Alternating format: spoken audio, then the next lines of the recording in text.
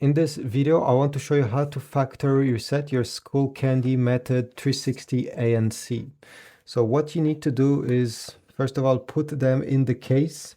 The case is always confusing. I don't like it, but yeah, this is how it is. Okay, put them in the case, let them at least 1 second, and then take them out. And we need to press on the button that is on there, not on the Skullcandy logo, but right over here, during 6 seconds. 1, 2, 3, 4, 5, 6 seconds, and then they will flash orange twice, release the button, and they are factory reset after that. So you absolutely need to keep press until it flashes twice orange after 6 seconds.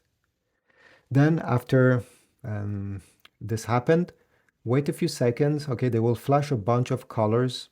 And now to put them in Bluetooth pairing mode, to pair them with a device, you're going to keep press here 3 seconds, 1, 2, 3, until they flash blue quickly. And this will mean that they will be in pairing mode. So you can set them aside, take your phone, take your computer, and pair them again. They have been factory resetted, and you're good to go. Thanks for watching. Leave a like, subscribe, comment, and I will see you in the next one.